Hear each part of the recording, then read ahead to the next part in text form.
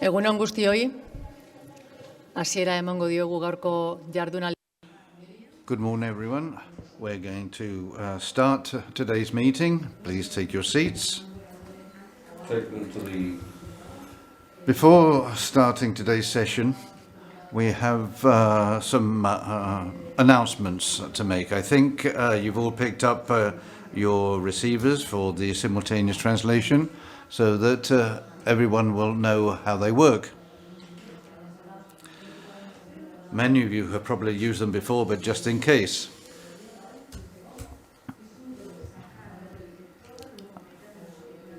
First of all, you have to connect the earphones, then you switch them on where it says on, and then there's another key to select the language. If you select channel 1, that's Spanish, channel 2 is English, and channel 3 is Basque.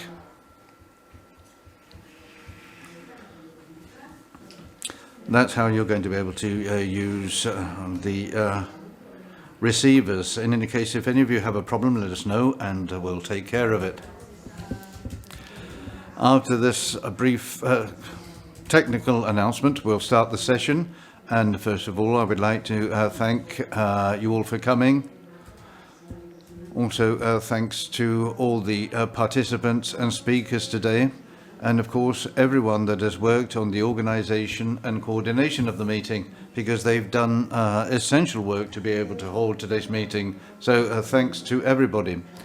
And it's very important to take part in this meeting today, since we're discussing a fundamental issue, the care system, a public and universal care system. And in fact, bearing in mind the social, political and economic context today, the issue of care and care systems has become of incredible importance in today's society and in our everyday lives. And that's why citizens have a problem in obtaining a suitable care system. And that's why the Alkartasuna Foundation, together with the Coppieters Foundation, has organized this session, this meeting under the slogan, Who Cares?, to analyze the crisis of care, a magnificent opportunity for reflection and debate. Today, we will deal with and analyze the issue of care from various perspectives, and we'll also analyze how it affects us in our everyday lives and how it affects society. To address all these issues, we have a group of experts from all over the world and social and labor agents to compare their views, their reflections, because we consider care to be a social, political and economic contribution that's fundamental, and we have to define this care system, and we will deal with all this from a feminist perspective. The issue of care requires a very profound reflection from different angles and also brings up many questions. For example, if a child for 18 years goes to school, what is that, an expense for the family or an investment for society? If we look at the figures, for example, one day in hospital costs 1,347 euros and 2,094 euros in intensive care. Or if we live in a public home run by the Vizcaya Provincial Council, the cost is 100 euros per day. And there are complaints and protests. Approximately a month ago, 100 social action workers from the Bilbao City Council drew up a manifest and protested in front of the town hall to express and denounce their deep concern about the sinking of a system that should protect the most vulnerable. And they also raised the issue of what their working and emotional conditions are. That on the one hand, and also, as we all know, the primary healthcare doctors are on strike. In education, We've also had many teacher strikes last year. And finally, in the trade union area, a Basque trade union has reported a labour exploitation situation within dwellings in Bilbao. These are many of the examples, many of the situations that we see in the various areas. We often hear and see how the budgets of the different municipalities and localities spend more and more money on what they call defence. Meanwhile, the public system is getting weaker, and we cannot cope with the cost of living. Since that is the situation, a society that is not cared for has no future. In contrast, a society that protects its people and its environment takes care of itself. To this end, we are convinced that we have to develop policies based on social justice, prioritizing people and their environment, because their care, protection and strengthening depends on every one of us. Basque feminism claims to put life at the centre, people, and we need policies to do that if we want to persevere as a society. But to do so, we also have to transform the economic and political measurement frameworks and put darkness in the centre, take it out of darkness and shed light on it. For all these reasons, the goal of the Alkartasuna Foundation and Coppieters Foundation is to clarify ideas around the issue and to analyze the concepts and more fundamental discussions around the idea of care, and finally to take care to a universal paradigm in all areas. Having said this, I'm not going to take up any more of your time, and I'll leave you with the first panel discussion that will discuss how we will be affected by a public and universal healthcare system that will put people at the centre, introduced by Iria Epalza, and we encourage you to participate. Thank you once again very much to all.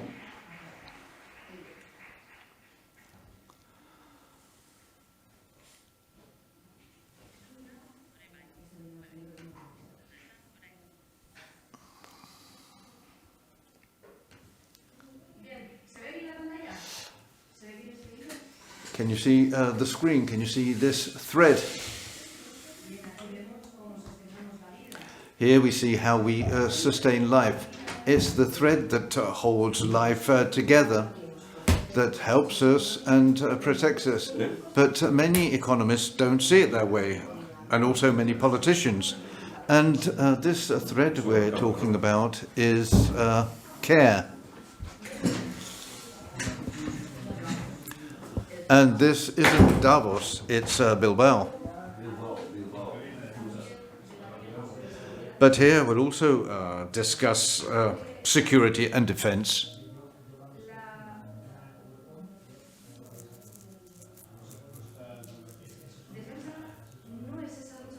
Because defense is not just a struggle for autonomy.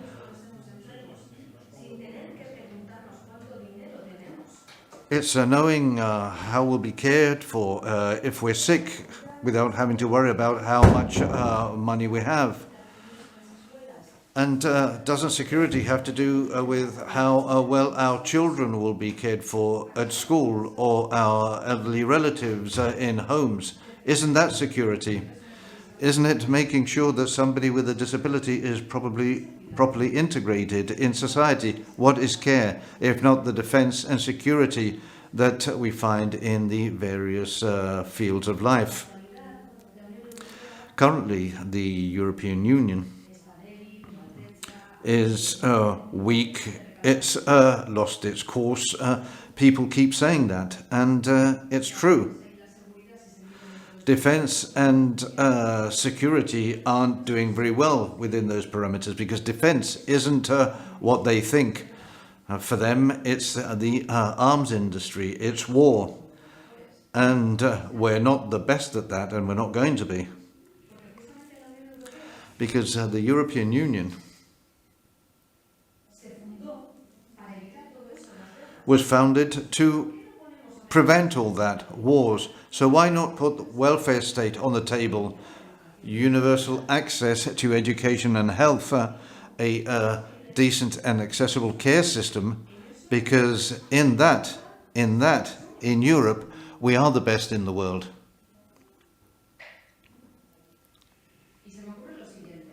And the following comes to mind.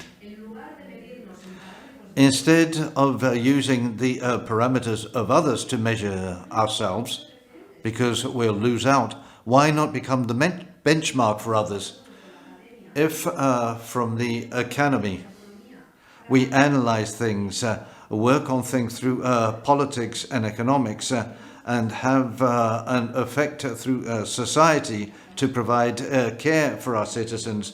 And that's why we're here in Bilbao today with the best experts that I'm now going to introduce. First of all, we have Kathleen Lynch.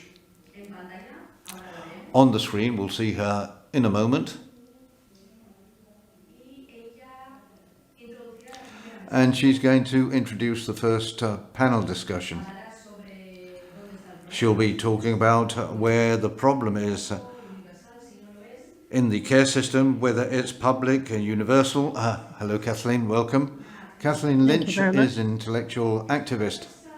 This woman knows what we talk about when we talk about care. She has carefully studied care, capitalism and social justice. She has also analysed the human cost of neoliberal capitalism in the different economic, cultural and political systems, and the result is in most cases similar.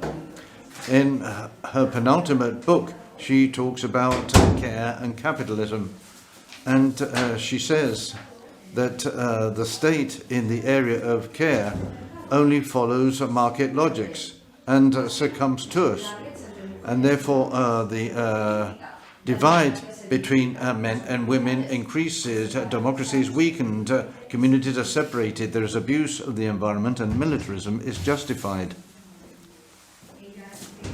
She has written a dozen books on care, economics, social justice, equality, and now I'm going to do a bit of advertising. This year she's going to publish another book, Beyond Human Capitalist Education, From Capital Centrism to Care Centrism. That's the title.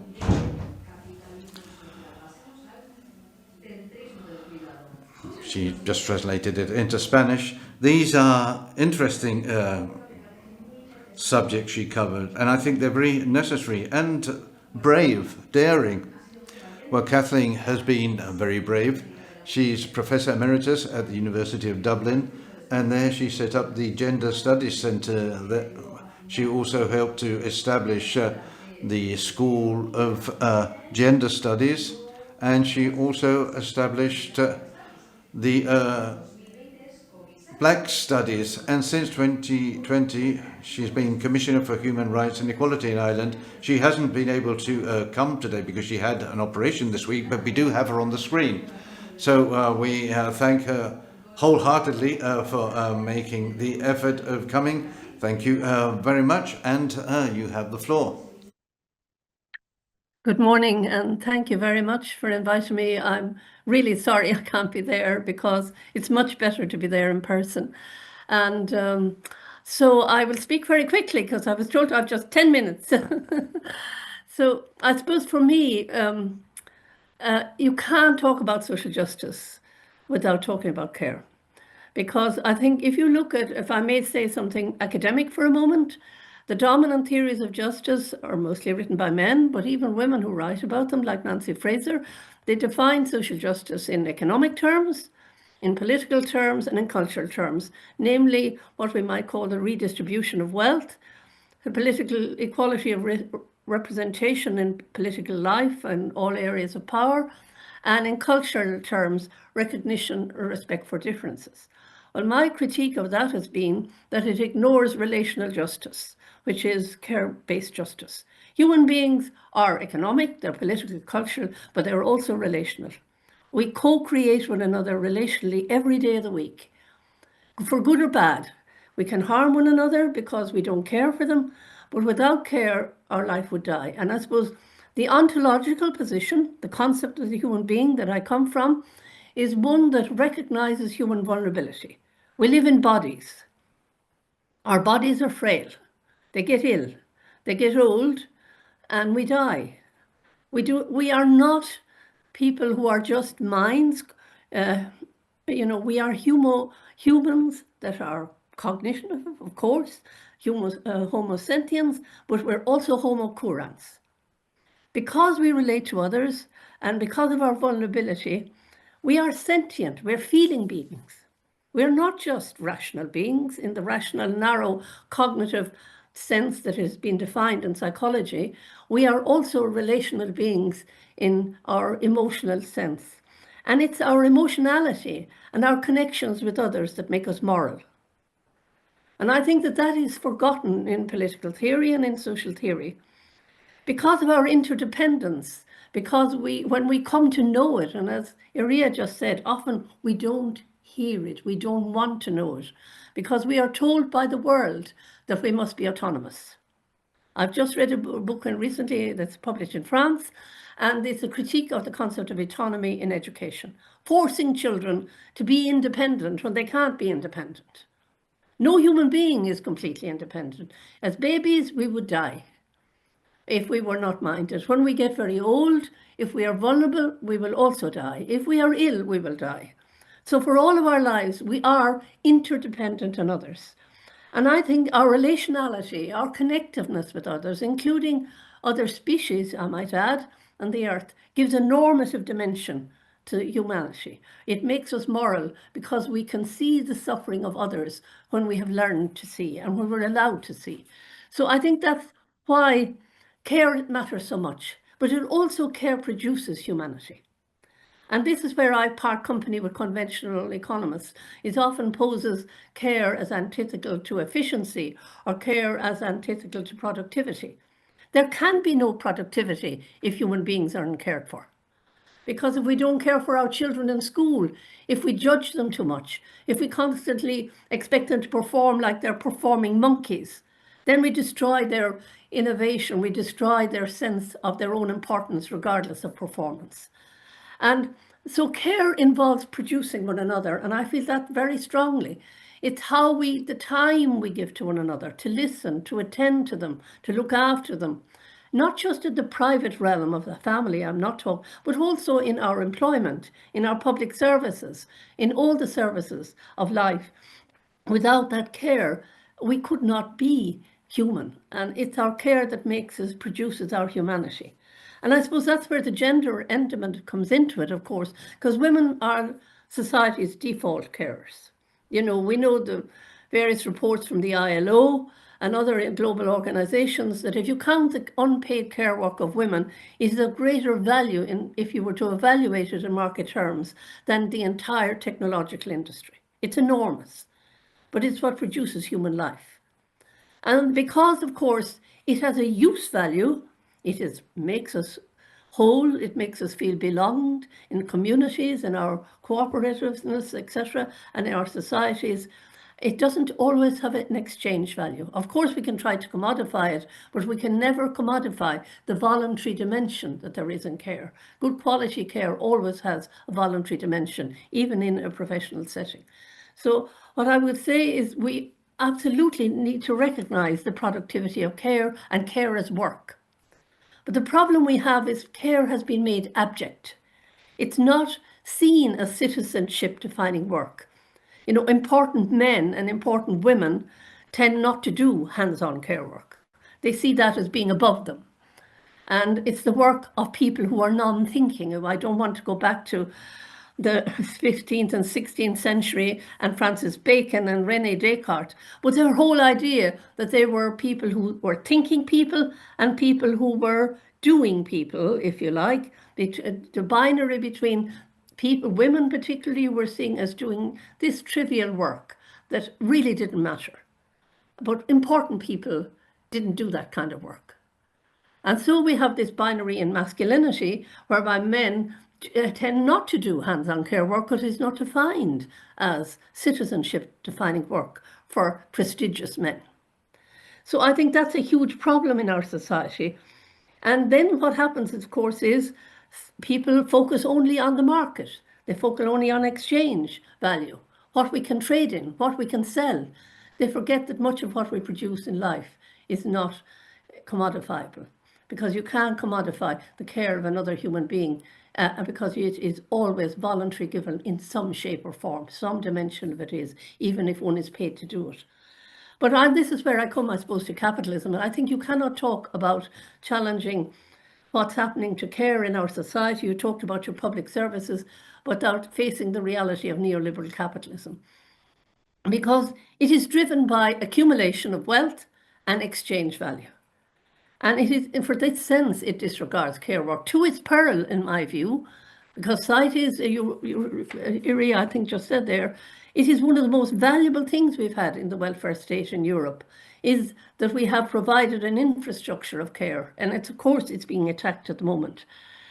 Because and this is where I say there are two moralities at play now in the global order, and certainly very much the morality of capitalism is winning. And capitalist morality is very clear, especially under neoliberalism. It validates ambition and competition as virtues. When people say, isn't she very ambitious? It's wonderful. I think, how dreadful. Ambitious for what? For herself? Only for your own aggrandizement? What good is that to humanity?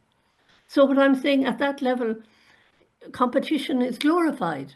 You are taught to be wonderful if you win. And as I put at the beginning of this new book that I've written, if we educate our children and young people to always compete and always win, why are we surprised we don't have a caring society?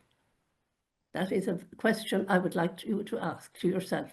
Because from the time you go to school in this country and in many other countries, until you leave, and even in college, all you do is try to get the highest grades and outcompete others. And then we wonder why we always have people who want to win.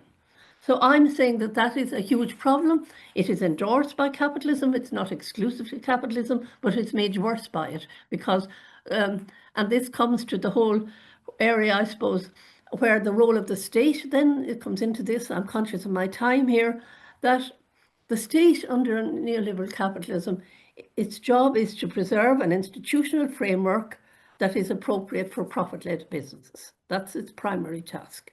And we can see that happening throughout Europe as so many, even Northern European states, start to cut back on the provision of their welfare services for older people and for children, or privatizing those services.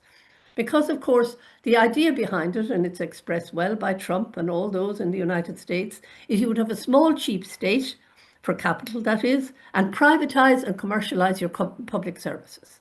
And that is happening. I mean, that is a very real possibility, and it is happening certainly in this country.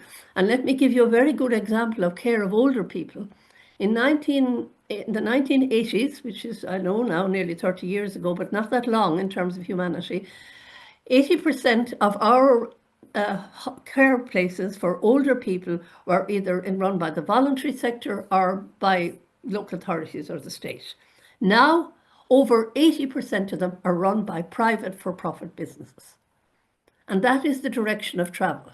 So that is very worrying. I'm not saying that public is always good, because you have to go back to the mentality of people who provide care and how well they're paid and etc., and how they are socialized into the notion of being carers and not seeing it as a business, etc. But I think that's a very telling development, because profit-making and care do not tally.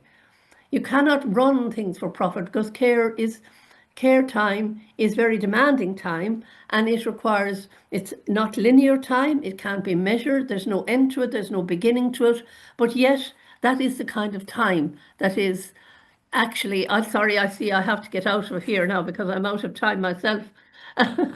So all I'm saying is, if we want to move our societies, we have to make care an integral element of the fight for justice, because relational justice is as important as redistributive justice, as in the economic sense, political justice and cultural justice. So thank you very much. I'm sorry that I have to end so abruptly. It's very hard to say so much in such a short time. Thank you. Bai, eskerrik asko zuri. Badakit oso zaila.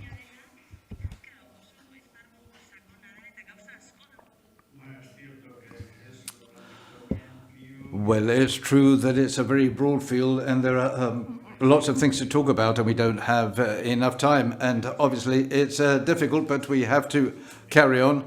Thank you very much, Kathleen, for your comments.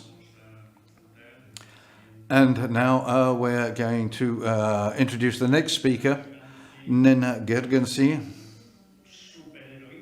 who's a super heroine in favor of human rights and against discrimination, who works during the day on the Age platform, defending the rights of older people. When she puts on her cloak, she walks through the UN and European Union corridors, fighting for people with disabilities, the elderly and human rights. She's a doctor in law by the National University of Galway, where she works as assistant professor, also vice president of the Global Alliance for Rights of the Elderly, and has several small children. And for this reason, she hasn't been able to come to Bilbao, but we have her on screen to explain how to bring together care and human rights, and how care issues can be included in the agenda. Thank you. You have the floor. Pues buenos días, espero que me escuchan bien y que también puedan ver mi presentación. Yo no lo veo. Bueno, perfecto. Gracias. Pues muchas gracias por la invitación y de verdad lamento mucho no poder estar con vosotros, pero también agradezco mucho la oportunidad de poder compartir con vosotros esta jornada a distancia. Pues yo quería un poco continuar con el planteamiento de la profesora Lynch, porque compartimos estas ideas de los cuidados como algo que es universal, pero también algunos de los retos que estamos viviendo en este momento. Pero también quería plantear la potencial de una nueva convención, sobre todo para ayudarnos a hacer una verdadera transformación en el sistema de los cuidados. ¿Por qué? Porque como lo dice este informe reciente de la ONU, los cuidados son fundamentales para el bienestar y la prosperidad de las personas, de las sociedades, las economías y los ecosistemas. Sin ellos, nuestras sociedades y economías se paralizarían. Entonces, vamos a ver qué es una convención y cuál es su potencial.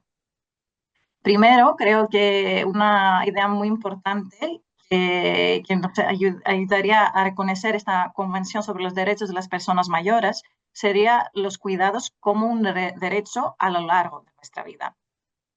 Todos y todas, claro, tenemos no solo una comprensión básica de lo que es cuidar y ser cuidado, sino también una experiencia directa. Todos nos han cuidado al nacer, durante nuestra infancia. Muchos de nosotros también cuidamos a otras personas en distintos momentos de nuestra vida. Y claro, la mayoría de nosotros, si tenemos la suerte de vivir una vida larga, necesitaremos cuidados nuevamente. Entonces, los cuidados no es algo excepcional. Es uno de los hechos más fundamentales, más previsibles, más inevitables de la condición humana. Sin embargo, en nuestras leyes y en nuestras políticas, a veces los cuidados se tratan como algo completamente distinto, como que sea un fracaso individual, un asunto privado o simplemente familiar, como una carga o un coste. El derecho internacional ya reconoce los cuidados en determinados contextos. Por ejemplo, las niñas y los niños sí que tienen el derecho a ser cuidados en virtud de la Convención sobre los Derechos de los Niños. Las personas con discapacidad también tienen derecho a recibir apoyos y a vivir de forma independiente y a ser incluidas en la comunidad según la Convención sobre los Derechos de las Personas con Discapacidad. Pero es evidente que la necesidad de recibir apoyo y cuidado no se limita a la infancia ni a la discapacidad. Los cuidados es una experiencia compartida a lo largo de toda nuestra vida. Quizás se va cambiando de forma o de intensidad, pero siempre debería ser basada en los mismos principios: derechos, autonomía, dignidad, igualdad. pues nombrar los cuidados como un derecho es algo poderoso. Como lo explicó el ex relator de la ONU sobre la pobreza extrema, el uso del lenguaje de los derechos humanos es algo importante. ¿Por qué? Porque reconoce la dignidad y la agencia, empodera a las personas y a quienes las defienden, ofrece un punto de partida para un debate significativo sobre cómo se distribuyen los recursos en la sociedad. Tal vez, quizás es precisamente por eso, para evitar estas consecuencias positivas, que a veces los estados evitan utilizar el lenguaje de los derechos. Entonces, por un lado, aplicamos el lenguaje de los derechos en el cuidado en la infancia o en la discapacidad, pero al mismo tiempo evitamos este lenguaje en la vejez. Y esto tiene consecuencias muy concretas. Institucionaliza la devaluación, el hecho de no valorar el cuidado de las personas mayores. Traslada la responsabilidad del Estado a las familias, justifica recortes de recursos y financiación y genera exclusión y marginación. Pues reconocer los cuidados como un derecho también supone concebir que todas las personas somos sujetos activos de nuestros derechos y no beneficiarias pasivas. Significa que todos que somos sujetos de derechos debemos ser escuchadas a la hora de diseñar, de aplicar y evaluar políticas. Las personas que son titulares de derechos también deben tener la posibilidad de reclamar justicia, reclamar sus derechos e interponer recursos eficaces cuando se vulneran nuestros derechos. Entonces, una convención crea mayor espacio, mayor conciencia para reclamar nuestros derechos. La segunda cosa importante que nos ayudaría a una convención sería combatir el edadismo. En su esencia, los derechos humanos afirman algo muy simple, pero también es bastante radical, que todas las personas tenemos la misma dignidad, simplemente por el hecho de ser humanas. Como lo señaló el ex alto comisionado de las Naciones Unidas para los Derechos Humanos, los derechos dependen únicamente de ser humano, no son específicos en un país, no son recompensa para un buen comportamiento, no están ligados a un determinado grupo social.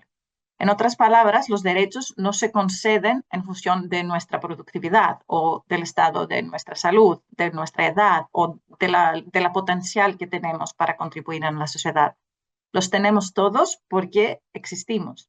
Y sin embargo, cuando los recursos están limitados, cuando los sistemas están bajo presión, los cuidados de las personas mayores suelen ser los primeros que vamos a recortar. ¿Por qué? ¿Por qué pasa eso? Porque hemos interesado esta idea peligrosa que es el edadismo, que la responsabilidad de los estados, los servicios de atención, están vinculados a la productividad, a la contribución o al potencial, al futuro. Entonces, por un lado, hablamos de los cuidados en la infancia como una inversión al futuro, y por otro lado, hablamos del cuidado de las personas mayores como un coste. Es por eso que a veces los cuidados para las personas mayores no parecen como si merezcan atención, apoyos, recursos. Entonces, cuando la vejez se concibe principalmente como una etapa de dependencia y pérdida de valor, los servicios son insuficientes o de menor calidad. En varios países, incluso en la Unión Europea, existen sistemas de atención que son completamente distintos según la edad en la que surge la necesidad de cuidados o la discapacidad, lo que genera una desigualdad enorme. En este ejemplo, que he encontrado durante mi doctorado, una persona me decía que si sufres un ictus antes de los 59 años, puedes recibir el equivalente de hasta 10.000 euros en servicios al mes. Pero después de los 60 años, para la misma condición, el máximo que obtiene la persona es 1.300 euros. ¿Por qué? Yo no soy ciudadano. Esto es algo que también ha sido, como explicado varias maneras también en informes de expertos, como en este caso la ex relatora especial de la ONU sobre la discapacidad, que dice que las personas mayores con discapacidad tienen más probabilidades de ser institucionalizadas, privadas de su libertad y de su capacidad jurídica. Entonces, ¿qué pasa? Una convención cuestionaría esta lógica desde su raíz. Afirmaría que el valor de una persona no se mide por su aportación económica. Al mismo tiempo, ayudaría a visibilizar a las contribuciones que las personas mayores ya están haciendo a sus familias, a las comunidades y muy a menudo también al propio cuidado.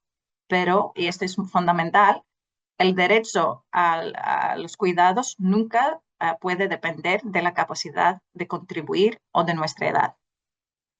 La tercera cosa que te quería destacar sobre el potencial de la convención es la idea de cómo los cuidados deberían ser vistos como un camino. Pues la mayoría del tiempo, por lo menos en mi experiencia, los cuidados en la vejez se concibe como un punto final, un lugar de espera, un lugar de mantenimiento, de gestión del riesgo. Entonces, es como el objetivo es solo la supervivencia, no la vida, la seguridad, no el sentido, la eficiencia, no la alegría. Pues aquí tenemos una cita, unas palabras de un profesional del sistema de los cuidados que es mi opinión, muy reveladora. Nuestra financiación depende del nivel de cuidados que necesitan las personas residentes. Cuanto mayor es la necesidad, mayor es la financiación que recibimos del Estado. Además, la silla de ruedas es práctica. Si caminan, alguien tiene que ayudarles y los recursos son muy limitados. Por todo ello, hay que evitar que vuelvan a caminar ante todo. Esto es el resultado de un sistema diseñado sobre la base de eficiencia, pero un enfoque basado en derechos plantea otra pregunta. No es tanto cómo gestionar la dependencia, sino cómo apoyar a las personas para que vivan vidas plenas y con sentido a cualquier edad, a cualquier contexto de vida. Cuando preguntamos a nuestros miembros en nuestra plataforma, Age Platform Europe, cómo entienden los cuidados, utilizaron metáforas muy interesantes y muy potentes. Los cuidados como una llave que abre posibilidades, como un viaje, como una herramienta, como una maleta llena de actividades, como un coche que les lleva a distintos sitios, como una fuerza que les impulsa a su realización personal. Entonces, una nueva convención podría ayudarnos a reconceptualizar los cuidados como un camino, no como un destino final. Los cuidados, cuando se hacen bien, permiten mantener relaciones, tomar decisiones, participar en la comunidad y conservar su identidad. Este cambio del cuidado como contención al cuidado como empoderamiento y habilitación es profundo. Y es exactamente el tipo de cambio que los textos internacionales como convención está llamado a impulsar. Y por último, quería hablar de la convención como una herramienta, porque los tratados internacionales lo que hacen es que atribuyen responsabilidades a los estados, a respetar, proteger y hacer efectivos nuestros derechos, incluso cuando resulta incómodo, costoso y políticamente difícil. Entonces, las convenciones no se limitan a repetir valores con los que ya estamos de acuerdo, aclaran qué significan estos derechos en práctica, transforman principios en obligaciones jurídicas y cambian también la manera en la que las sociedades entienden determinados grupos o personas. Como señala el profesor Gerard Quinn, los tratados internacionales de derechos humanos funcionan como un tipo de espejo, porque obligan a nuestras sociedades a mirarse de frente y a confrontar la distancia entre sus valores proclamados y la realidad de sus sistemas. Entonces, reconocer los cuidados como un derecho afirmaría que los cuidados no es algo opcional, es un bien público y los estados tienen obligaciones claras. Deben financiar, diseñar y prestar sistemas de cuidado. Deben garantizar salarios justos y condiciones de trabajo dignas para quienes cuidan. Deben apoyar y proteger tanto quienes cuidan de manera remunerada como no remunerada. Deben supervisar la calidad y la accesibilidad de los servicios. Tienen que tomar medidas para afrontar las desigualdades dentro del sistema de los cuidados. El Tribunal Interamericano hace poco que ya ha dado pasos pioneros al definir el alcance del cuidado como un derecho en el ámbito regional.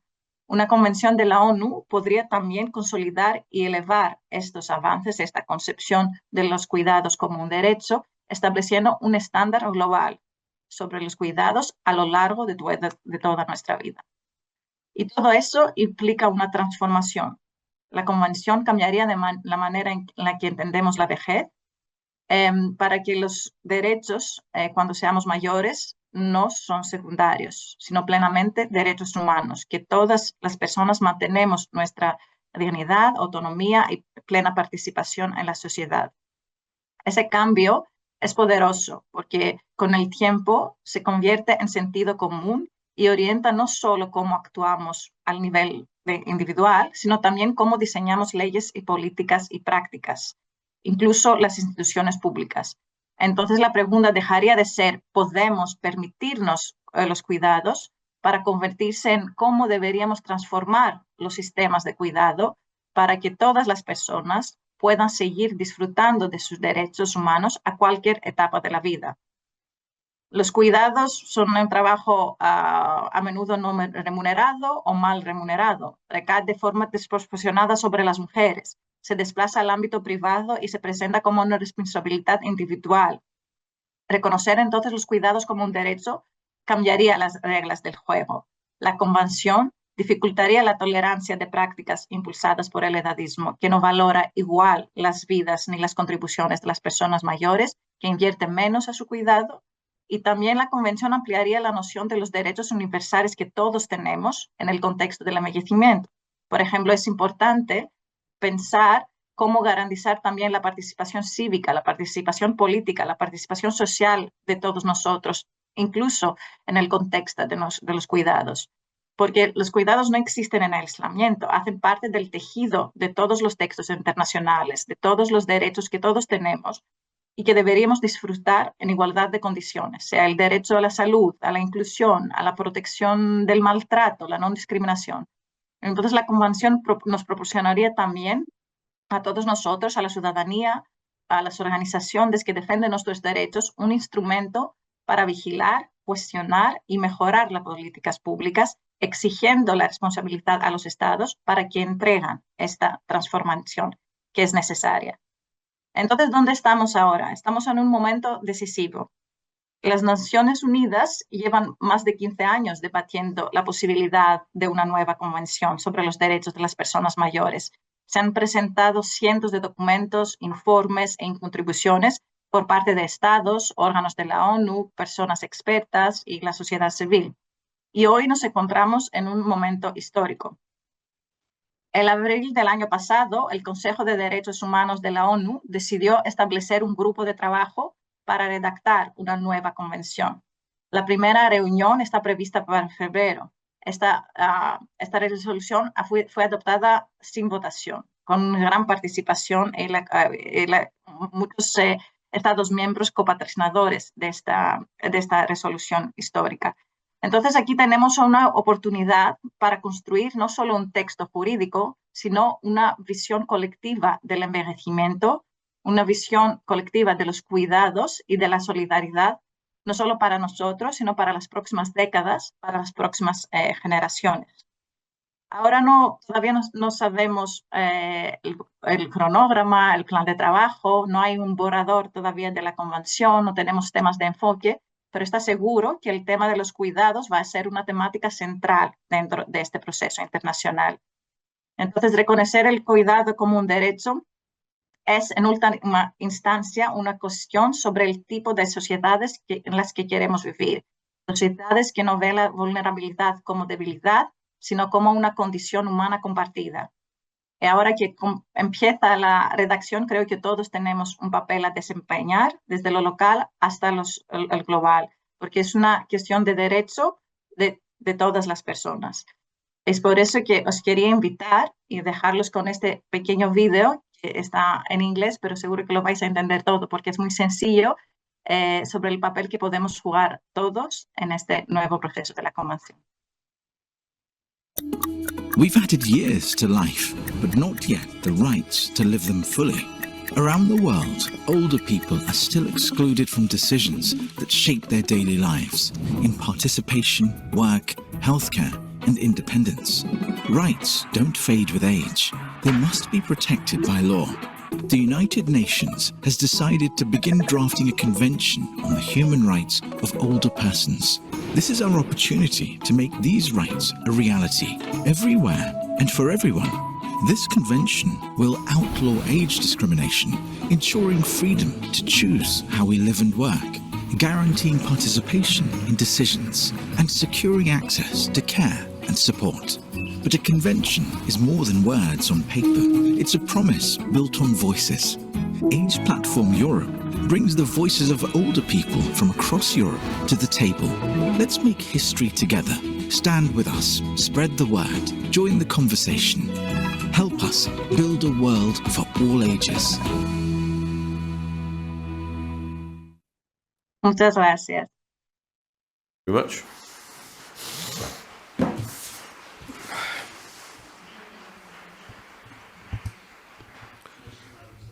Thank you very much. Thank you, Nena. And once again, I found that was very interesting. And I know that you've presented many ideas here for us to discuss, and there are many things that you haven't been able to address because we didn't have enough time to do so. But I hope that we will meet again in this pathway towards the convention. And if you give us your support, well, here in the Basque country, we have a very powerful movement, and we are really more than willing to support you in the future. And having said that, we're going to moving on now to the next speaker.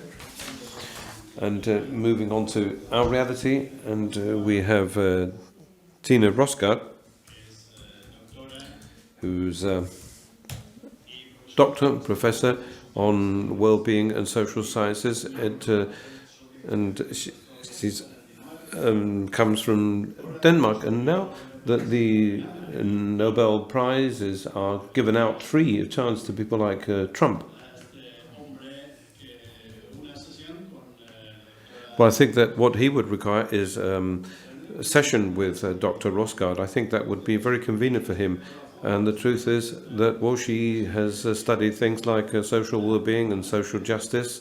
And she participated in a study on care in Vizcaya that was funded by the Provincial Council. So she knows us perfectly well, at least as regards the care policies. And I think that she's like a guru of social justice that understands, analyzes and disseminates the Scandinavian care policies. And it's an honor for us to have her here with us today so that she can explain what we have to do from a theoretical perspective and how we should move on to a practical approach so that these policies can be implemented in our society. Thank you for coming, and you have the floor. Just waiting for the translation to finish, but thank you very much. I'm honored to be here. As you said, I have had the opportunity to be here before, and I'm really impressed by your ambition in terms of not only looking at yourselves, but also looking outwards and inspiring us in setting the terms for the right social justice approach to care. I should say I have a background in care for older people, a bit about care for children as well. My talk here today will mainly relate to what I know about care for older people. You taught me cuidado mejores, something like that. It's okay, I was trying. Anyway, okay. But I think what I'm saying is might have... yes, I need to turn something off. Yes, thank you very much. There was an echo. But I think what I will say about long-term care for older people is reflecting universal principles about social care in terms of a social justice perspective. There's still an echo, I think. So I will use some examples from the Nordic, because that's where I live, that's what I know, and hopefully in the debate we can discuss how this might relate to your situation. And why I think the Nordic case is relevant is because it's often looked at and pointed at and see, look, this is where they've been very ambitious, and what can we learn from this case? But no, I don't think any country is wonderful, even wonderful Copenhagen or whatever. But we also have huge problems. And I think the problems that we have might be able to teach us a bit about how we need to fight for social justice in care, and understanding that good care is not something that you have forever. It's something that you must constantly defend, also politically. And I think, especially as you also raised, in these times where there's a lot of pressure in putting our money into security and into defense, you can understand with this current situation of Greenland, this is very much what we are discussing in Denmark, but in the Nordic region, oops, that was the wrong bottom. I come from a region where we have implemented the social justice ideals. We're talking about universalism, meaning that no matter what you are and what you have provided in terms of being employed or paid your taxes, you are a citizen in our countries, and therefore there's a universal right for receiving care. We also believe in equality, and this is in particular between social classes, but it's certainly also in gender equality. We believe in quality, meaning that the care that we provide should be of a high quality, also so that it is attractive for people to use. And this is the final point, and I think it's very important for us at least, that we have a formalized system. So it's a public responsibility, and that means it's regardless, again, of your relation with other people and whether you paid your taxes, it's as a citizen, the state takes care of you.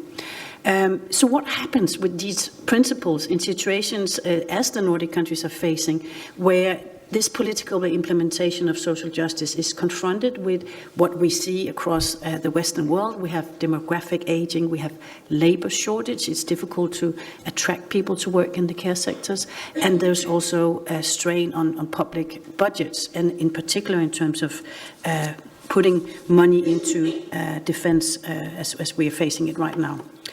To address that question, I'm borrowing some thoughts from my colleagues Trudy Knein and Dorothea Lepianka, who've also been inspired by Nancy Fraser, as Professor Lynch was referring to earlier.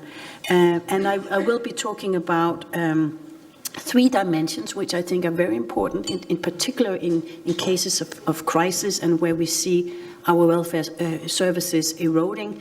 And these are redistribution. So it's a question about who receives care, what is the time available for care, and what are the resources which are put into care. We also need to discuss recognition, what work, and you can talk about care both as informal care provided by families, but also formal care provided by people who are staffed and receive money. It's still care, is care work in a sense. It has to be done. So what kind of recognition, what kind of care is valued? This is, as I said, both for formal care workers and informal. And finally, representation, whose voice are listened to and has decision-making power when we want to implement good care. Is it all the people themselves? I think Nina's point about giving a voice was very important, but it's also families, and it's also the formal care workers. So my argument is the care systems are social justice systems because they distribute time, risk between us, social risk. They distribute money, recognition, power, and dignity also, who is dignified through the provision of care, and the implementation choices that we are making decide who carries this burden.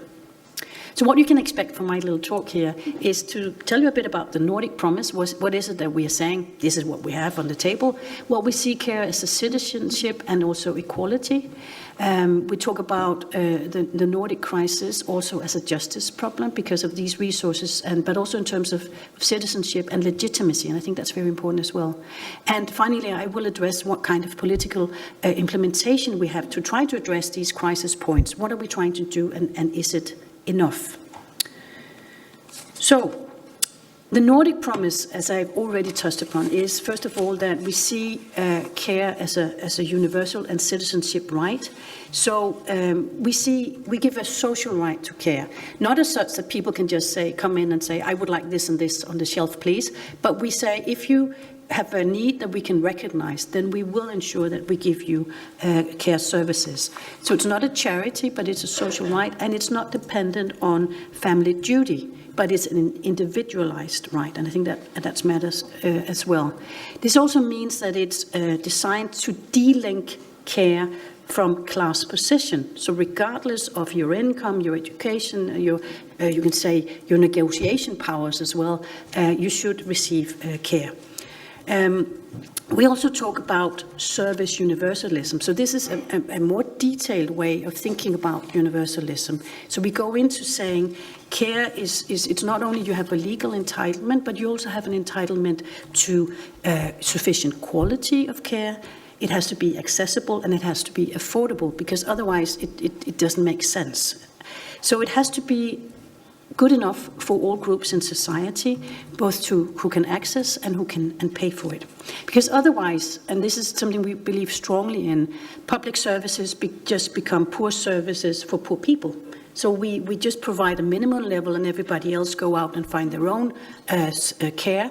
Middle class can afford to purchase care and so on. And that erodes the solidarity between people. It erodes also you can say, the willingness to pay taxes into a system that benefits all. We also believe in defamiliation, so taking away care as an obligation within the family, but saying as an individual you have this right. And this has been a long-standing approach also to ensure that women can take up work and outside the family and support themselves. So this is a support of gender equality. It shifts the care responsibility from the family to public provision. And also it provides employment in the public care sector. So women can work outside the family and there is a sector that they can work in. So long-term care for older people is not only about older people, it's part of the gender contract that we have in society, who provides care, on what terms and at what costs. Professionalization is also very important in the Nordic model. We have traditionally been relying on formalized and professionalized care staff. So care is seen as a skilled labor with regulation and training, and we have relatively strong labor institutions. So in the purest sense, you can say that the Nordic ideal is that there's public responsibility, equality of access and cost, dignified care, and decent care works.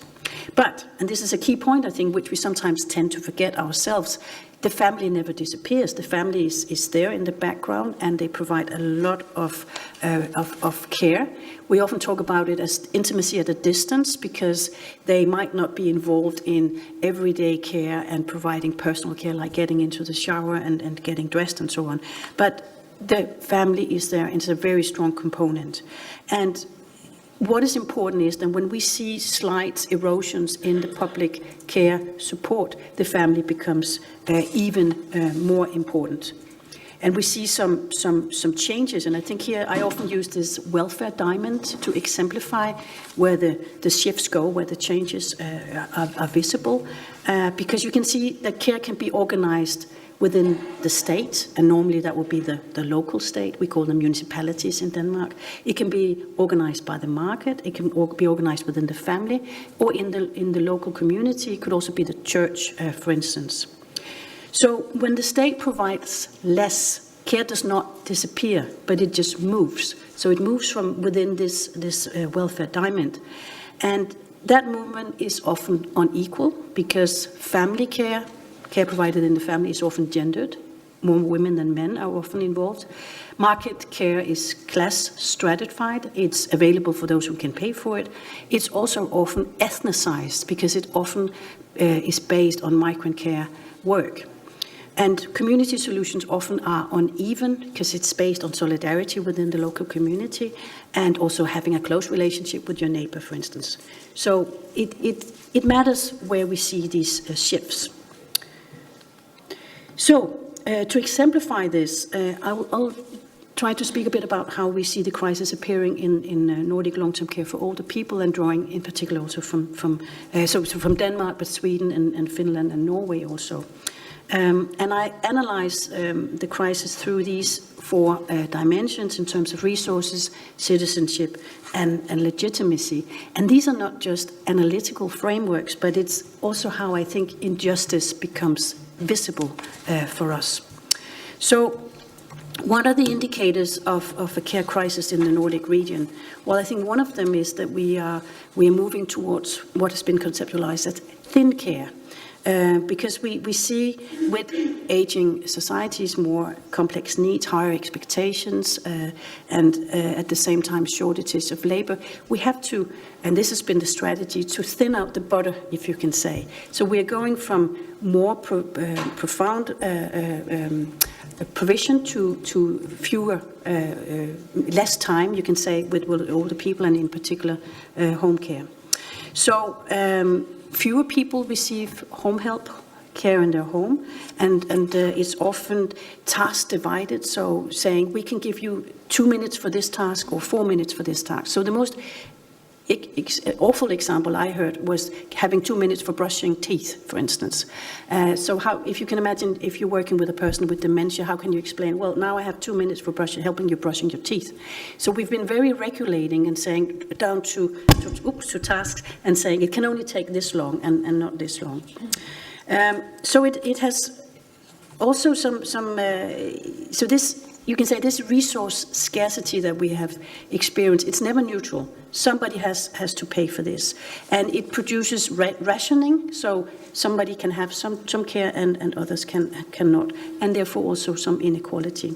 But it also produces this gendered transfer of time, because when formal care becomes thinner, the family has to come in and take over. So women are often also more burdened with these shifts. And I think also what it is important and what we have recognized in the Nordic countries is that care labor, so when we have formal care staff involved, it also becomes low status work and there's low recognition, because it's not very interesting to come in and just being able to provide exact moments of care, like the 2 minutes for toothbrushing and so on. So such staff shortage produces standardization. As I say, with the 2 minutes, everybody gets the 2 minutes, and it's not very meaningful for care workers to work in this way. It also undermines dignity of the older people in not respecting their individual needs and therefore not providing person-centered care. And I think that's very important as well. Secondly, we see this as an silent stratification of citizenship.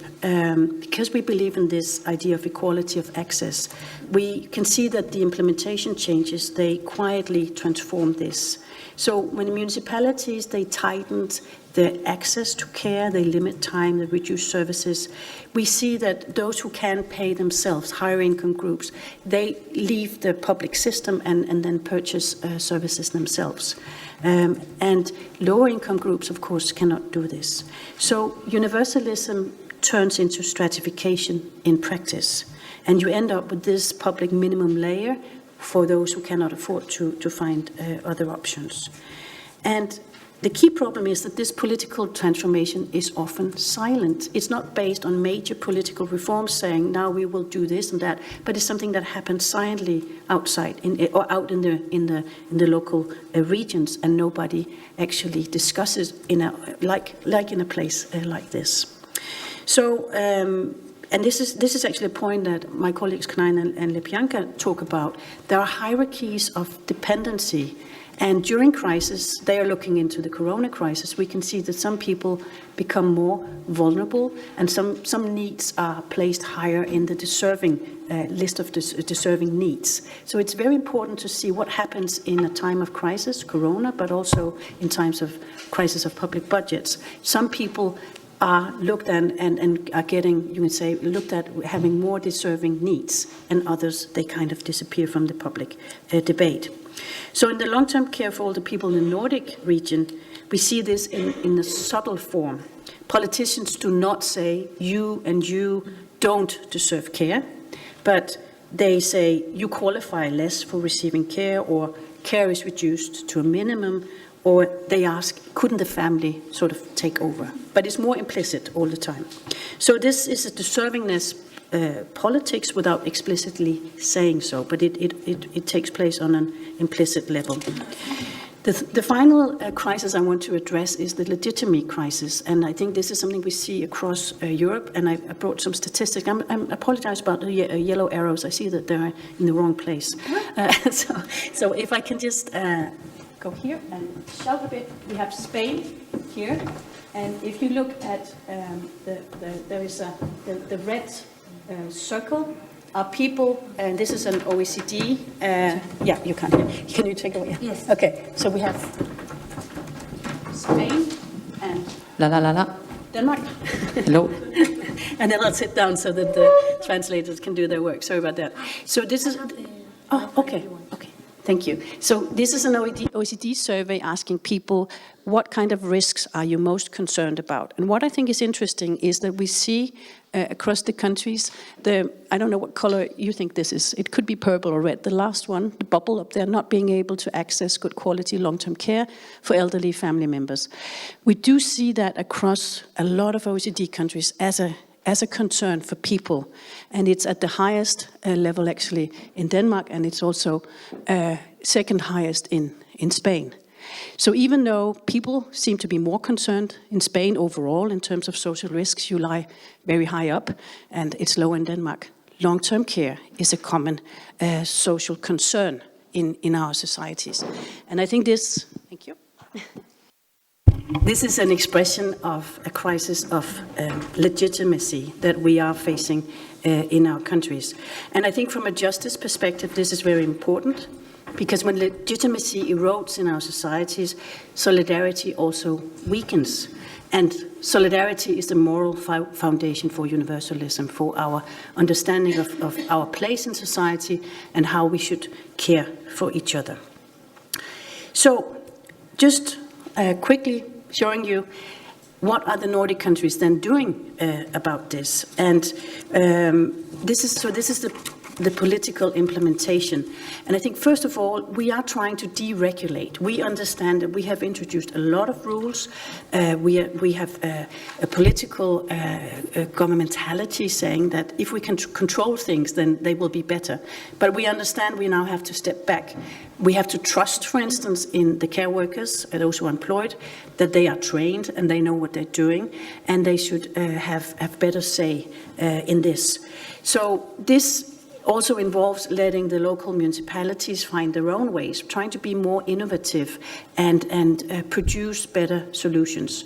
And I support this. I also just want to warn, especially in a country like Denmark, but maybe also in your region here, the minute you sort of deregulate, you also allow local solutions to be the right ones. And this means that it can feel very different to be a citizen living in one region, in one part of the region, and living in another. So it can be a bit about sort of like a postcode lottery, and it's just the place that you're living in that decides on what care solutions that you're receiving. Another approach we've taken is also to deregulate the way that former care staff are working together. We're trying to say, okay, we trust in you, that you know what you're doing. We have been inspired by a Dutch model called Boerzorg, and try to say, let's try to let you organize yourselves within smaller teams, and you yourselves decide who should go and visit that older person, and trying to let you be the ones also talking to the older person and decide what should be done today. So going away from these 2 minutes toothbrushing and saying, well, we trust that you and the older person can find out what is useful. And I think the third approach that we have taken is to try to recognize care which is being provided. And I think, and this is where my colleagues also have said, there has been a recognition of the care sector, for instance, during Corona. I don't know if you had it here I think you did in Spain, in the Basque region also, but people went out on the balconies and applauded the healthcare sector, employees. So there was this kind of recognition. It did disappear, I think, perhaps, again, shortly thereafter. But we have to realize that while it's nice with this recognition, it is symbolic. Because if it's not expressed in any changes in power, in any changes in the working condition, the wages, for instance, it's just symbolic recognition. So one step we've taken in Denmark is that we have raised the wages for care staff, and we are hoping that that will give them more motivation also to work in this sector.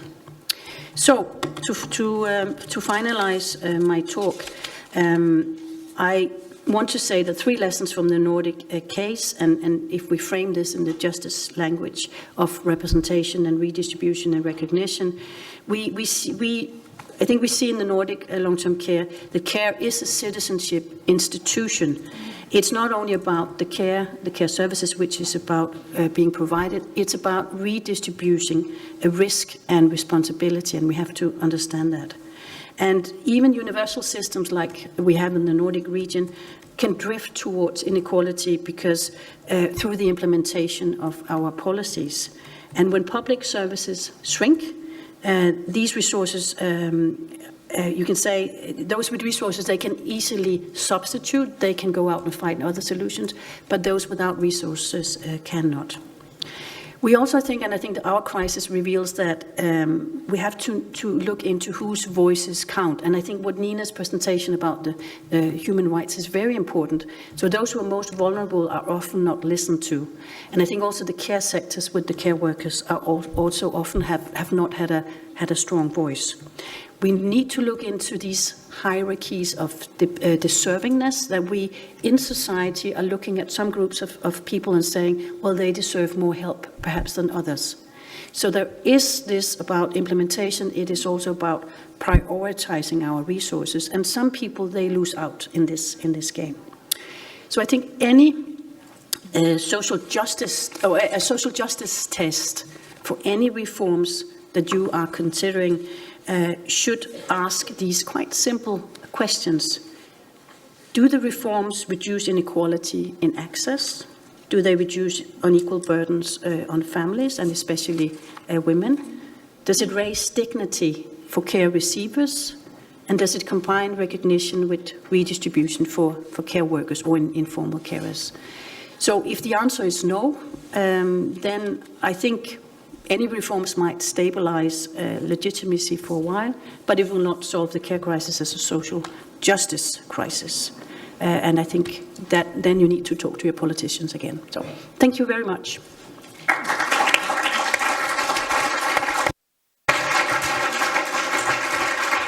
Eskerrik asko, Tine, hemen badaude politikan ibiltzen.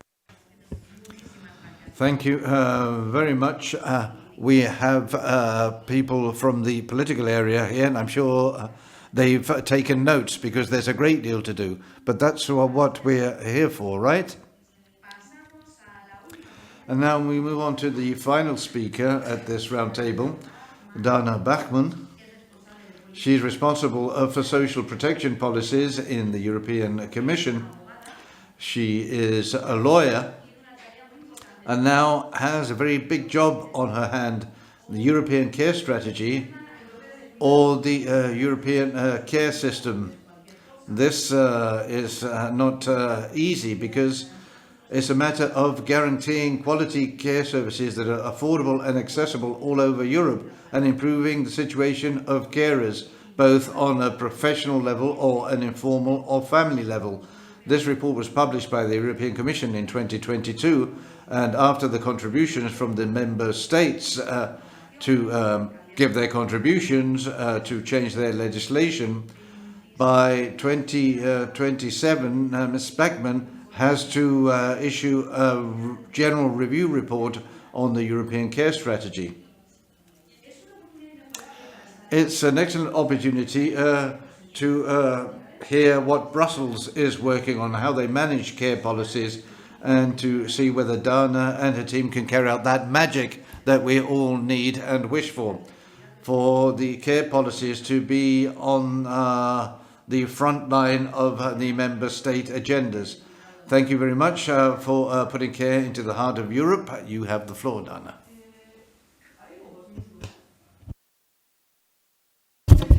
So, good morning, everyone. Very happy to be here. And also, I have to say that one of the reasons I was honored to accept this invitation, again, we have the echo, was also because I know that there are many things happening in the Basque Country with regards to care, and in particular care for older people, and I was also very hopeful to learn more about these positive experiences. In my presentation, I would try to maybe just give a quick recap also showing some data, what are the long-term care challenges across the EU. And I think it was a very nice sequence of the presentation because in some parts of Europe we talk about eroding of care systems. In other parts of Europe we are talking about lack of any care system and actually building up those care systems. So it shows a bit that there are different starting points, but the challenges are very, very common. Then I will also take you quickly through what we try to do at European level with the European Care Strategy, and also how we try to mobilize different instruments that we have available to also trigger action and follow up at national level. And I will conclude by also showing some of our future plans and how you could contribute to those. So I will start with the challenges, and these challenges are underpinned by European statistics, and of course all the numbers I will quote are actually numbers that look at the average across the EU, but what I want to highlight that this averages actually hide very, very, very big disparities between member states and in many instances also within countries. I will start with availability because indeed what we see is that in most parts of the Europe people do have unmet needs for long-term care. So about I would say 1 in 2 Europeans that are 65 plus and have severe difficulties in activities of daily livings are not able, do not have their care needs being met. Also because we talk about promoting a human-centered, person-centered approach and enabling longer living and aging in place and in home, we also see that home care services, community-based services remain limited across the EU, and basically less than 1 in 3 adults, 65 plus, across Europe have access to home care services. And again, with very big disparities, because there are some parts of Europe where home care services are quite widespread and others where it's not happening. And I think that this is also reflected by the fact that in the way we structure the public financing across the EU, the lion's share continue to go to residential care. So some of which have been transformed towards better person-centered, but some of which still not. Territorial gaps, I think this is also quite important and something that Spain is confronted with, and especially the big countries that are facing depopulation in many of the regions. So services are not very much available, so one of the key messages that we need to scale up the availability of services. But then this is not enough, because even when they are available, they are not affordable. People cannot pay for it, and then I think we go back to what has been said before. And we also see that across the EU, financial reasons continue to be the main reason for not using at all or not using more professional home care services. And this is particularly relevant in low-income member states. Then maybe even when there is public support, and indeed we have evidence that public interventions tend to cover mostly those that are most in need and less able to afford, and also those with high care needs, because then also care costs are very expensive. But we see that there is always an out-of-pocket expenditure, so the co-contribution of the person in need of care of their families. And in many, many countries, actually, when you look at this out-of-pocket, it really exceeds the available income a person disposes of. And this is sometimes double, triple, in particular for people on low income and with high needs. And what we see in long-term care, I would say that it's also a good illustration of how the various inequalities that have been accumulated throughout lifetime, linked to growing up in a poor family with limited access to education, to quality education, nutrition, being stuck in poor quality jobs. This obviously only leads to higher long-term care needs with less availability and opportunity to afford for those costs. So care systems, of course, they are being fueled by the workforce, and wherever we look across the EU, we see that there are labor shortages. But we also see, and I think this graph illustrates it very well, the disparities of the system. So to what extent you have systems that are really public-based, where state has a strong intervention, and systems where the core of care responsibilities continues to lie with the family. So we have across the EU an average of 3.3 workers, let's say, care workers, per 100 persons that are 65 years old. But of course, you see a system with very strong services, in particular the Nordic model, that are on much, much higher rates, and then you see countries that are even under one full-time equivalent. So I think this also shows a bit the challenge. You see Spain is very close to the EU average, and then there is some positive to be taken out of this graph is that for some countries there was a small evolution towards higher ratios between 2023 and 2024.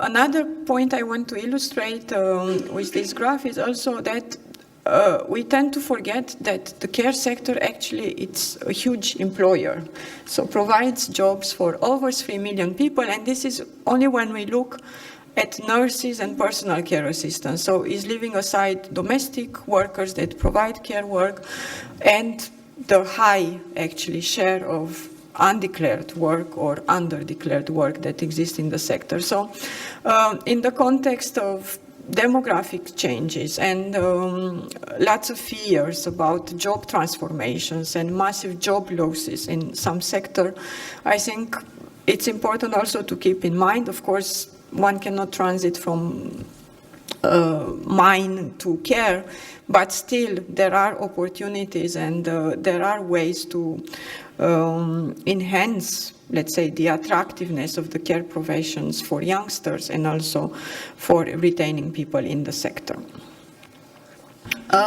So now I come to informal carers, because across the EU, the highest burden of care is provided by informal carers who are mostly family members and who are mostly women.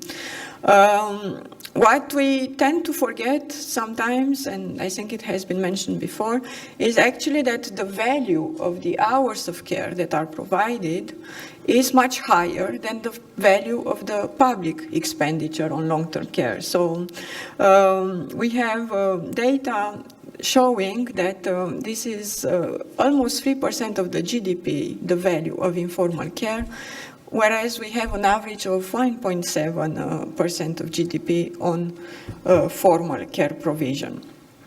And we have strong gender gaps, and the stronger gender gaps are actually in the age group 45-64, which is, we believe, also the age group that is most at pressure, because you may still have child-related responsibilities, and maybe your spouse, your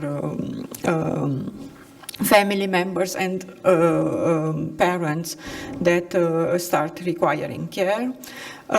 We also see this gender gap in the provision of intensive care, so more than 20 hours a day, because this is where really you have much higher percentage of women in this age group compared to men. And also what's interesting to see that when, of course, informal carers, they also combine the informal care with formal care services, but men tend to use much more these formal care services than women. You will see for Spain, I would say, even though you have the highest share of informal carers in the age group 45-64, a good maybe element is maybe that the gender gap is not as big as in other countries, but still I think this needs special attention because all the impact that it has on the well-being, and I would say even future long-term care needs, and also the financial situation of informal carers because lower participation of labor market and lower pension entitlements later on. Expenditure, I already mentioned a bit, and I think it has been very clearly stated, and I would have to say we are talking to member states in all the countries, and in particular in the Baltic region, so all the countries in the East, they are seeing this fundamental shift and pressure because of the need to perceived need to step up expenditure on defense side, and of course one of the sectors that is most affected by these budgeting shifts are the care sectors. What this slide shows, it's basically 2023 data with the share of the GDP that is spent on long-term care. As I said, countries with much higher shares, especially those that have very strong service provision, and countries that are under 0.5% of their GDP. And this is a static, but as we know, Europe is aging, and the need for long-term care actually will increase dramatically. Also, this share of the GDP spent on long-term care will increase significantly. So against this background, and also very much, I would say, building on the momentum and strong political and societal awareness that the COVID crisis triggered with regards to the years of neglect and underinvestment in the sector, we have started at European level to work towards a European care strategy that we adopted in 2022. And care, as it has been very much stated today, is organized and delivered at not even national level, but local level, municipality levels. So, of course, the EU powers are not there to regulate how care should be organized. And from the outset, our understanding was that we will provide a general framework that provides inspiration and common values and principles on how care systems should be organized. But at the same time, as the action needs to take place at national level, we also wanted to have these incentives for member states. So accompanying the care strategy was also a proposal for what we call, it's an instrument, Council recommendation on access to high quality long-term care services. And this Council recommendation was negotiated by all the member states, and it was one of the very few initiatives in the social field where actually member states, they added more ambition on some of the elements, not all. And Spain was one of the really most positive and engaging member states. But I think all of them, they realized that something needs to be done. What you don't see on the slide is also that with the care strategy we take a lifelong dimension, so it doesn't have only long-term care, but it also has elements linked to early childhood education and care, and recognizing that early investment in development and thriving of a human being from early ages and at all stages in life, it's critical to the functioning of the society and individual well-being. The strategy is organized around these 5 priorities you see here: improving the care services in terms of increasing the volume, the quality, affordability, accessibility, improving working conditions in the sector, looking also in the informal carers and how to support work-life balance and their well-being in their caregiving roles, and very important, the key message that care is an investment and not an expenditure. We have used also relied on ILO evidence showing a bit the return on investment, both in care, in early childhood education and care, but also in long-term care. And also a set of actions at European level, how to improve the data, because for good policy, we also need data, and we also need to make sure that when we throw figures in the air, actually they are quite meaningful and comparable across the EU, and we don't compare different things. So with regards to the Council recommendation, and I said this is the instrument, member states got together and agreed to implement this Council recommendation along these various dimensions that very much echo what we have under care strategy. All member states engaged, they developed implementing action plan. Spain was also quite active in that respect and reported not only on measures at national level, but also measures of autonomous communities.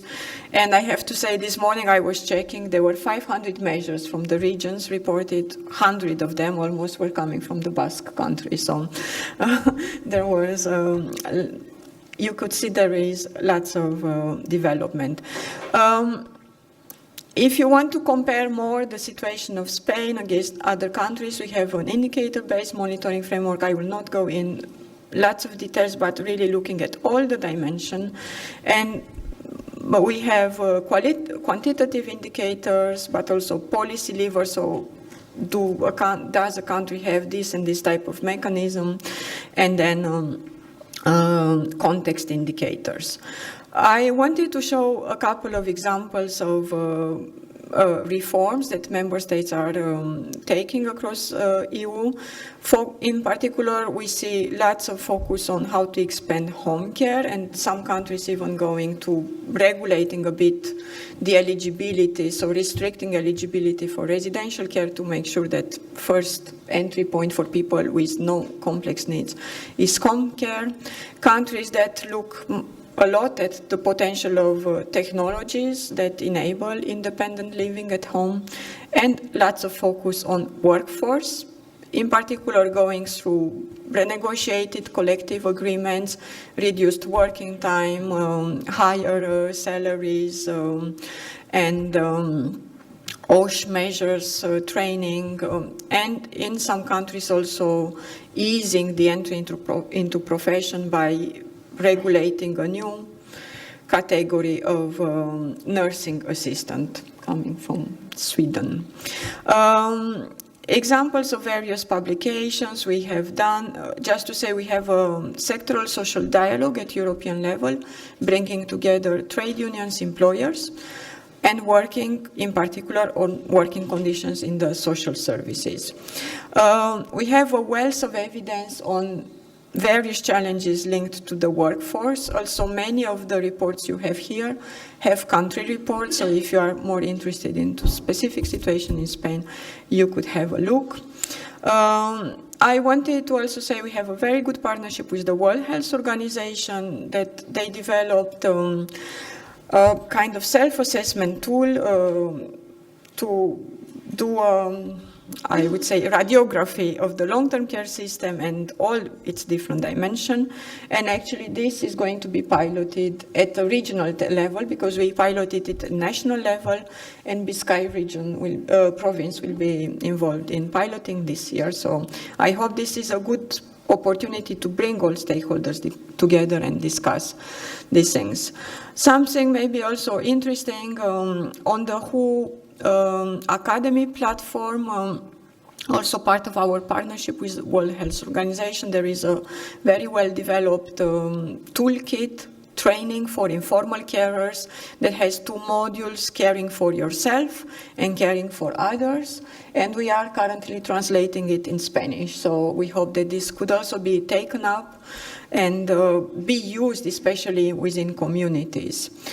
EU funding and support I will not mention, just to say that Spain had one of the largest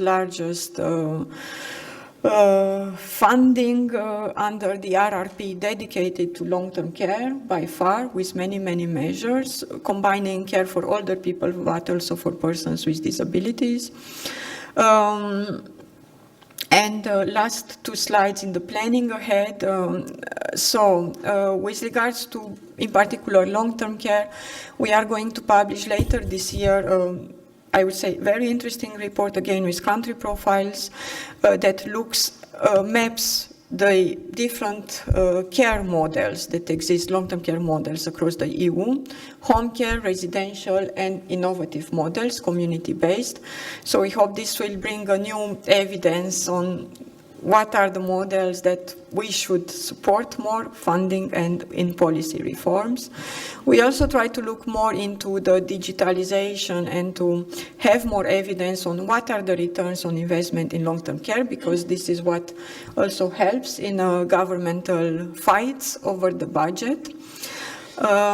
We look more into quality, because this was one dimension where we didn't spend so much time in the first stage of implementation.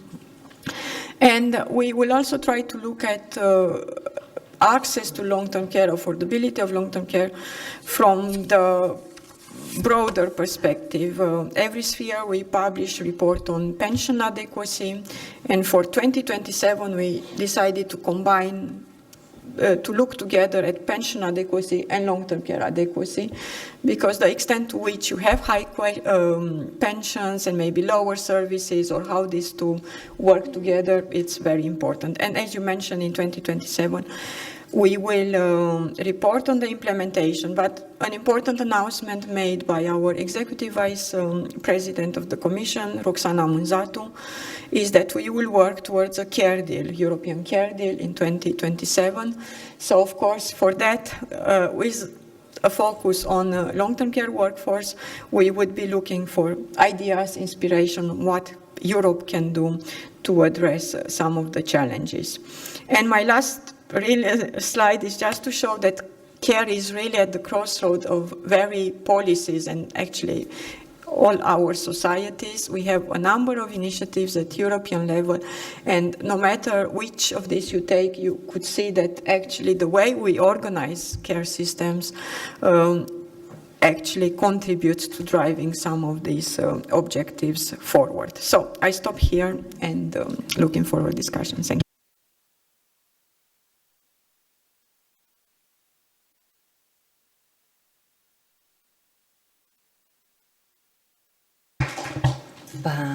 Eskerrik asko, Dana. Thank you very much. I have my head full of ideas right now. I don't know what you people think. And I've got loads and loads of innovative and new ideas in my head. And now I would have to give you the floor, I think, if anybody wants to make any comments or make any remarks, or if anybody has any questions for our speakers, or if anybody wants to open up the discussion. And if that was so, well, you'll have to use the microphone, which is at the back of the room somewhere. Bai.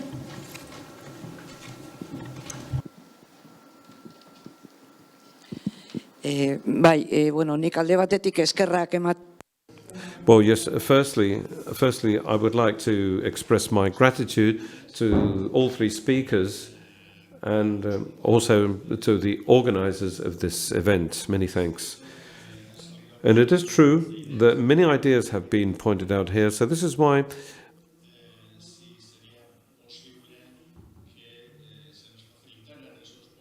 I would like to know if you could provide us with these PowerPoints that have been presented here, because I think that they could be extremely interesting and extremely useful too, so that we can carry out a reflection that we haven't got time to do right now, because many interesting ideas have cropped up.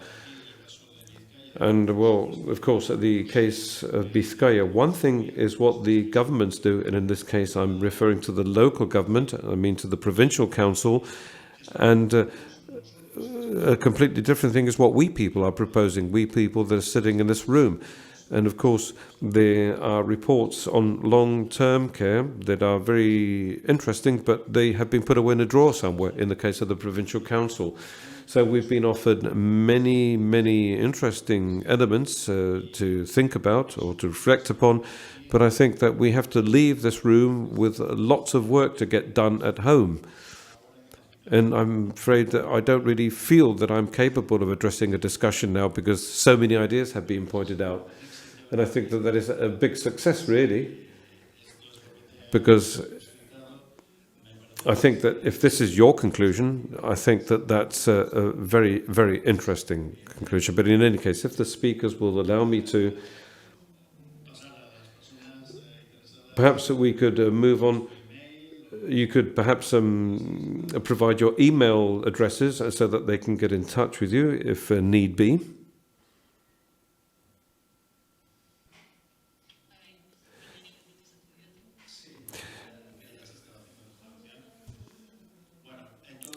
Well, in any case, we will have all of this information posted on the website, and of course, the webpage rather, and of course, as well as the presentations, the lectures, we'll be able to watch them.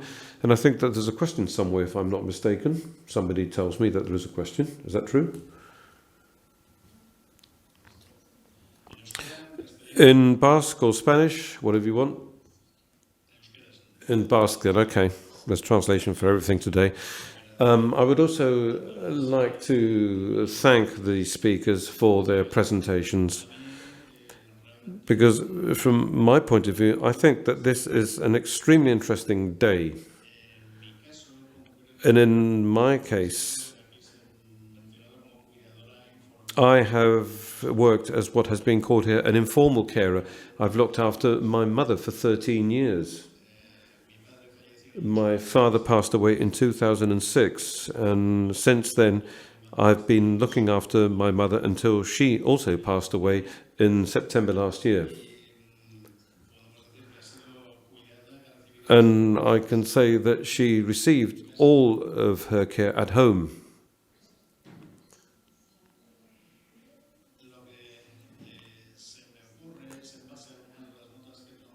But based on some of the notes that I've been jotting here, I would like to express my opinion on some of the things that have been pointed out here this morning.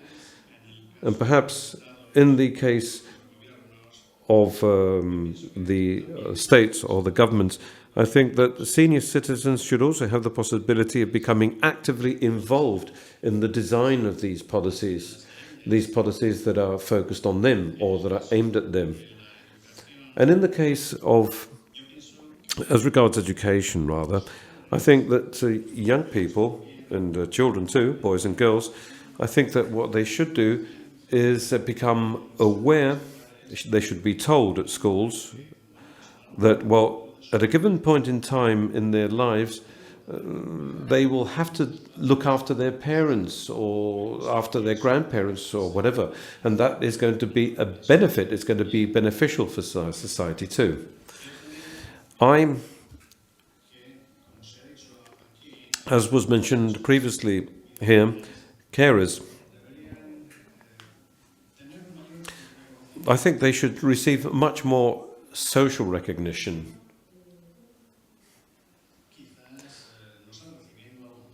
And perhaps this could be done by providing some kind of financial aid or financial support so that they can do their work better and perform better. But in the case of people that are in the formal sector, well, perhaps they could also have some kind of, I don't know, reduction in working hours or whatever. I'm not sure if I'm fully understood something else that was pointed out previously. And what you mentioned is that these elderly people, I think you said that it would be better for them to be looked after at their homes. And I agree with that approach 100%. And that's the last things that I wanted to mention. Thank you very much. Well, no, thank you too.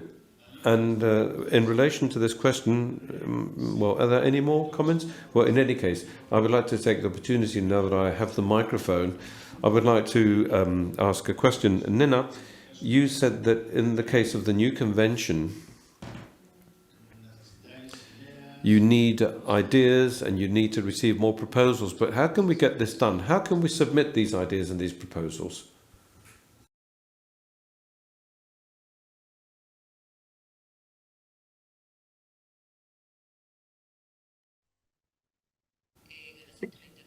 Well, thanks a lot. Thank you very much for your remarks. And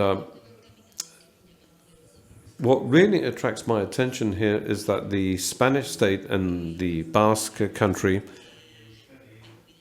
as regards care issues, it's said that you stand at the average figure of Europe because there are colleagues with problems, because they are fighting very hard to receive personal care, personal support. We're also fighting against deinstitutionalization that goes against the International Convention of people that have manifest dysfunctions.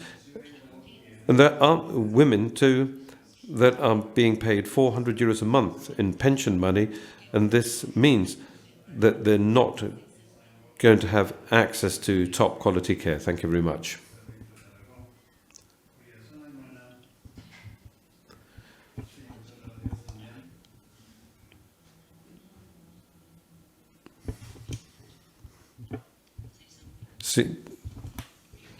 Si quieres.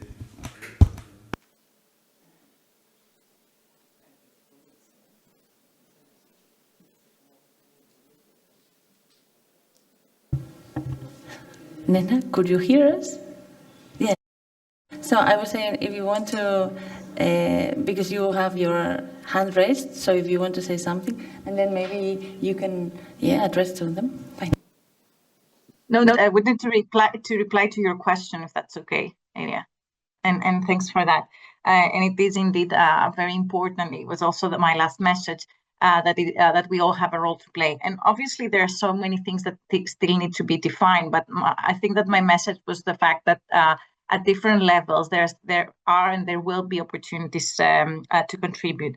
So, of course, the first direct way that someone or an organization might be able to contribute to this process is directly participating in the UN discussion. So this is an intergovernmental process, but it is open to civil society and it is open to older persons themselves. This is directly included in the resolution.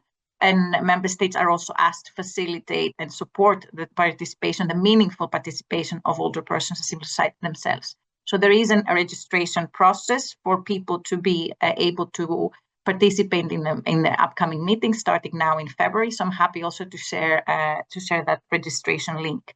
Aside that, of course, there will definitely be open consultations that one can reply to, written contributions that organizations and individuals will be able to make once the more substantive discussions in the content of a new convention will begin. The third way I think that one can participate is really through discussions at the national, but also very, very local level.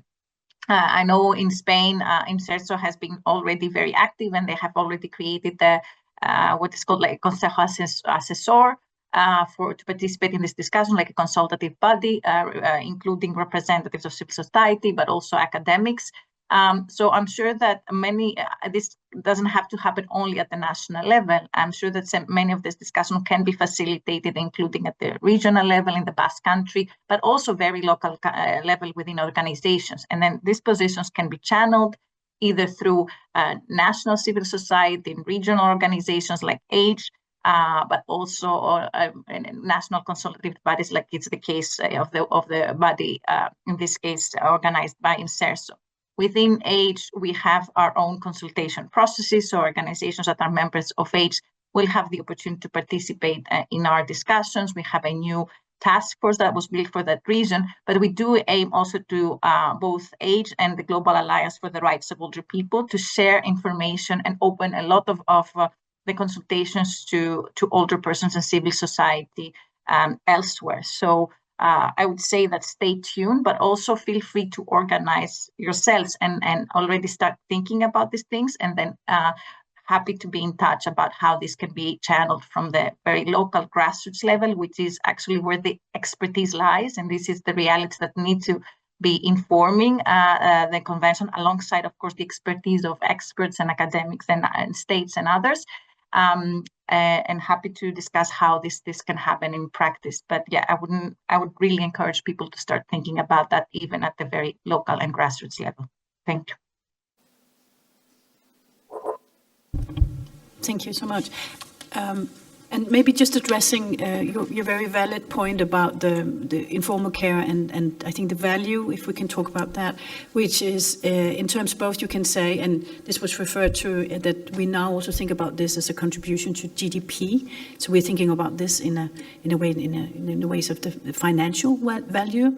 And I think Catherine's point at the beginning also about considering care in society also as a human value is very, very important, because it's something also that we should teach our children, as also been mentioned, that caring for each other is also something I think we can grow as persons, and we can learn a lot about. But it's also, so it's kind of the balance of also recognizing the hardship and the restraints, which there are also, I think, in most informal care relationships. So my point would really, I think, be to recognize this work, and I really support the work that the European Commission has done in terms of, for instance, this online course for informal carers. I think that can be very valuable, and also considering, I like you can't pour from an empty glass. I think that was the way of saying. So really ensuring that the informal carers come from a good, you can say, point of departure, and that they can balance their other obligations in life. Here I think it's very important that we insist that the formal care system have to work with informal carers, and it can be in any supports, a way of supporting, but it should also be in terms of financial support. But I think we're missing also a point in terms of the workplace, because many informal carers, they leave their work because they cannot balance family life and working life, so they cannot combine working. So I think employers also really need to step into the platform and understand how they can support informal carers. Thank you.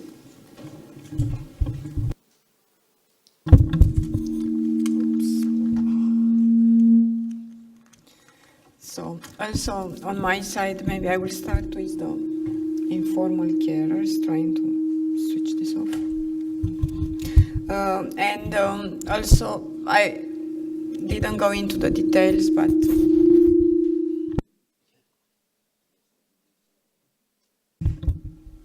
in the various European policy instruments I mentioned,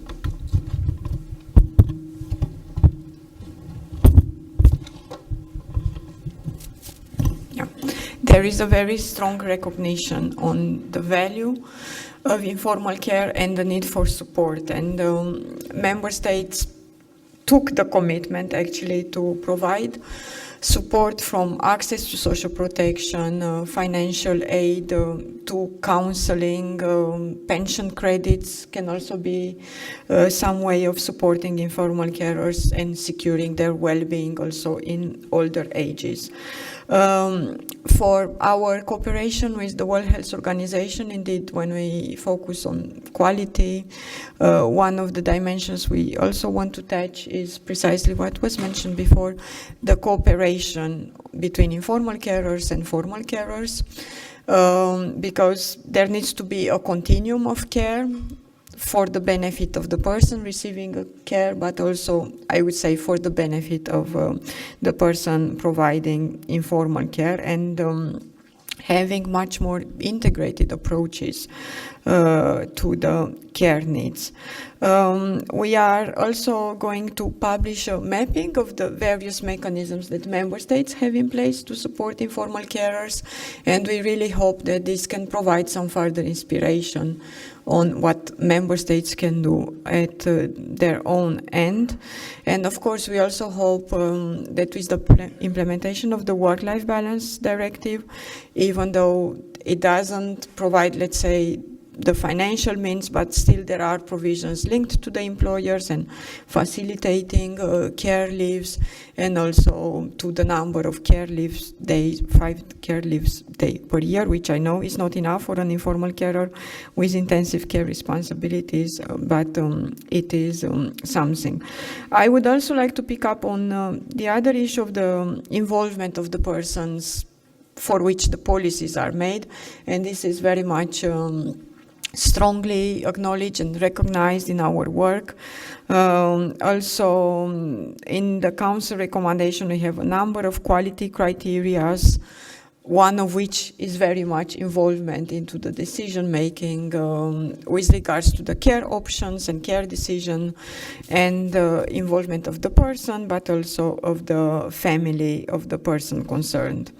And my last point links to the statistics, and indeed we have about 50 indicators, not all of them quantitative, so I wouldn't say that Spain is aligned to the average on all of them, but on some of which I have presented today, indeed they are close to the average. And I think this is also explained because you have these huge disparities.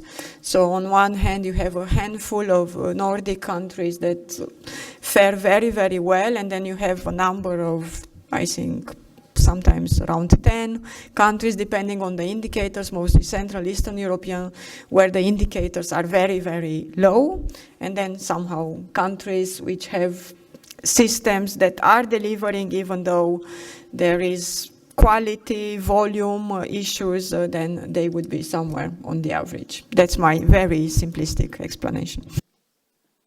Eskerrik asko guztioi, betiko bezala denbora. Well, okay. Well, thank you. We have many, many ideas, but we ran out of time. So we're going to have to stop here. We're going to take 10 minutes now. It's going to be 10 minutes for a very quick coffee break, and we have to be back again for the second panel discussion. Thank you very much, Lena. Overwhelming roundtable this morning, so thank you very much. On suerte.